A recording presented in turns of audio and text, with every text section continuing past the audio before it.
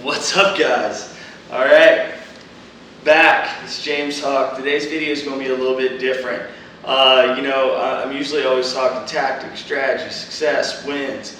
And today I want to do something a little bit different, right? Because no one's really out there talking as much about their failures and what they did to overcome them to get to the point of success that they are at now, right? So what did they have to go through?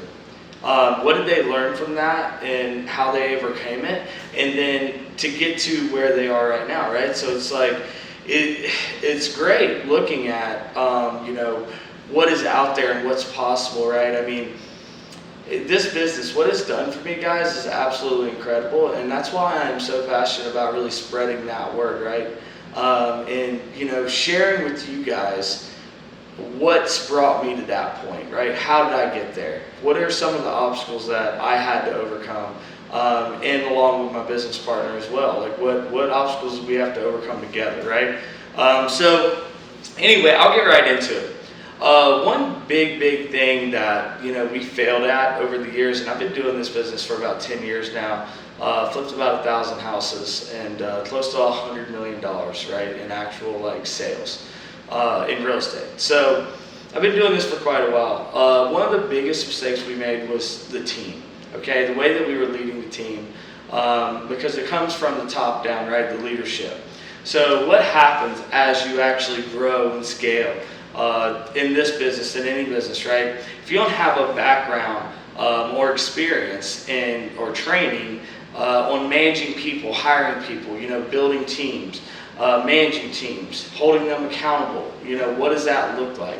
So, we didn't really we had some of that we had gotten through like masterminds and, training and stuff, but not like real serious, management training. Because in the beginning, you're going to be hiring these people and building out your team. So with that being said, you got to know what you're doing, right? So what we did is made some critical errors in the way that we were treating them, the way that we were holding them accountable. We were tearing the team apart, honestly. We just weren't very consistent with them. We were just push, all about sales. And, we've always prided ourselves in being really cool to our team. We pay them really well. We give them all types of incentives, stuff like that. We've always done that, right? If they want to leave early one day or whatever, all they have to do is ask. We're never gonna say anything to them, right? Even if they show up a couple of times late, it's not that big of a deal. But if it becomes a thing, then we'll address that, right? We're really cool. We let them get away with a lot. We let them have fun. What we learned is we build up this resentment towards them, and then they build up this resentment towards us over us not leading them properly, right? And them literally feeling the same way, that we weren't leading them properly. Honestly, at one point, I believe it was about a year and a half ago now, the entire team was close to walking out of the office, which would, obviously been, that would have been huge, right? That would have been a catastrophe. So what we did is we brought in a consultant, okay?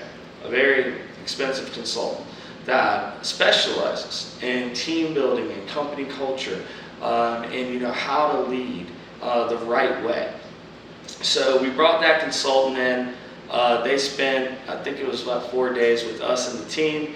They left. This thing had turned around. It was 360-degree turn. Everyone was just reinvigorated. They were all supportive of each other. Everyone was, they just really come together. After we made that investment, because that showed them how serious we were about them.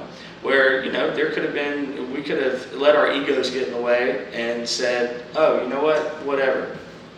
We can find new people tomorrow, no big deal. But Hunter and I are smarter than that. We realize, we've been doing this for quite a while.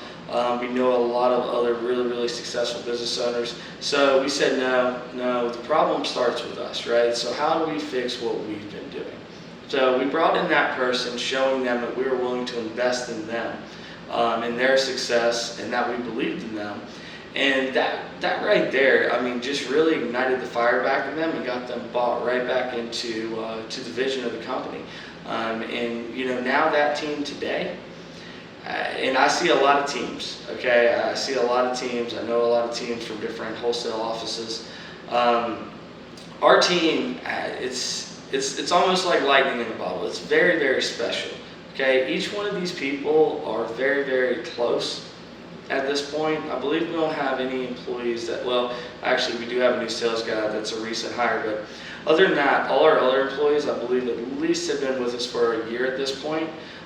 In the wholesale business. So, I mean, guys, like, they are just so tight and dialed into each other, and like they know how each other operates, what their personality types are, what they can do, you know what I mean, what they can, and they work together so well. It's become like a machine at this point, okay? And you know, that was a failure that Hunter and I really had, and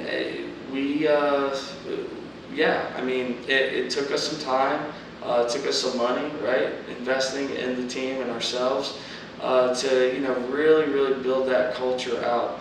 And now, I mean, I'll put our company culture up against basically anybody's out there. I mean, it is amazing. Like, these people love each other, and they work together so well. It's a beautiful thing. So I'll move on to the next one. And, you know, I've talked about this in other videos. But, so earlier, this is 2019 when I'm shooting this video, and in the beginning of the year, the first quarter, like, so what we did, we just felt like we were spending too much. We were still doing deals. We felt like we were spending too much in marketing, and the margins were getting tighter. So we broke down all of our marketing campaigns and started rebuilding them all up. So the first quarter of this year wasn't that great, right? Now we're back. We're crushing again. Like, it's huge, right? It's basically better than it's ever been before at this point. Now that we're at the end of the year, and you know, it took some time, right? Like, this is the stuff that happens. You're never going to get away from things break, things happen. Like, you got to be resilient. You got to be driving towards that bigger why, that purpose. You know, why you're getting up every day and doing this. And you know, I'll tell you, like, coming off of speaking, you know, I spoke at Sean Terry's event, and I love those events because, you know, these are a lot of people, all right, that made this investment, whether small or large, right? They have to buy airline, or they have to buy plane tickets, they have to buy hotel, they have to buy tickets to the event. You know, they're investing in themselves, right, to change their lives, to change their circumstances. You know, create their own luck, which I love, and I mean, that's literally how I live my life, right? So that really resonates with me, and it inspires me, it motivates me, because I bring myself back to when I was in that same mindset, where I was at in life, right? And you know, it's really cool to me how many people are out there, you know, really trying to make a difference. But what sucks to me is how many people will not really give it a chance, or they will not really commit and go after it, okay? That's why such a small percentage of people make it, not just in this business, and in business overall.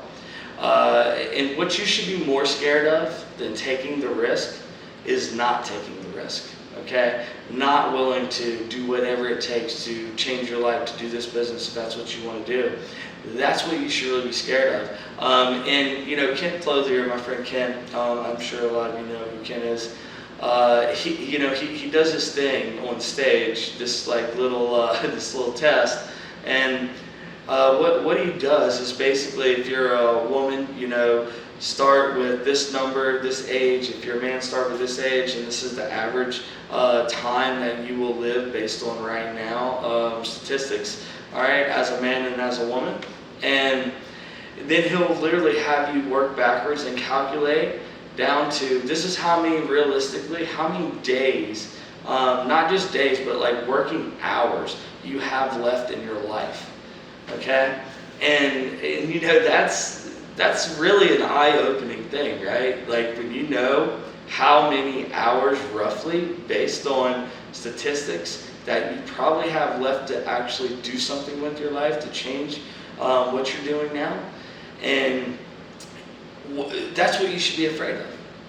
that's really what you should be afraid of, is not taking that risk, not going after what you really want to do in life, and not living your best life.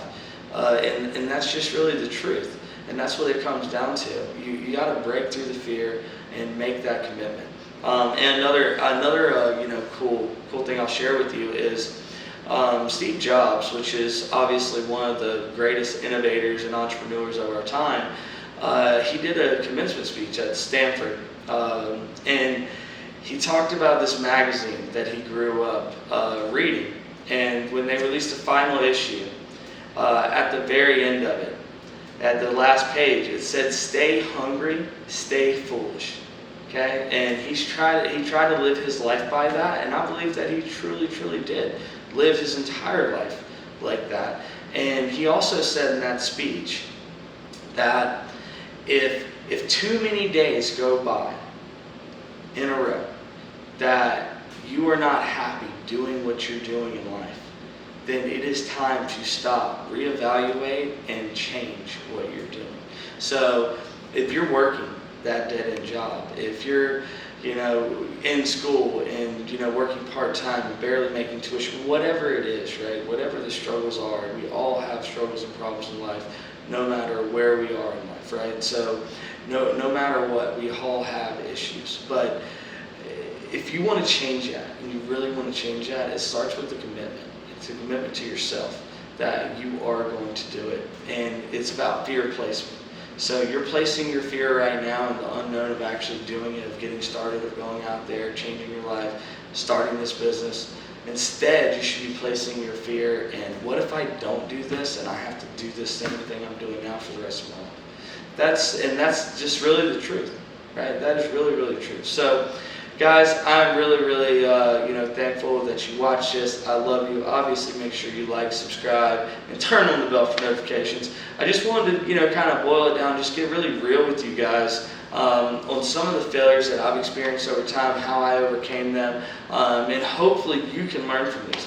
Right? So let me know in the comments below what you want me to talk about next, what you need help with. And as always, I am here for you. I love you, and I will see you on the next one. Peace.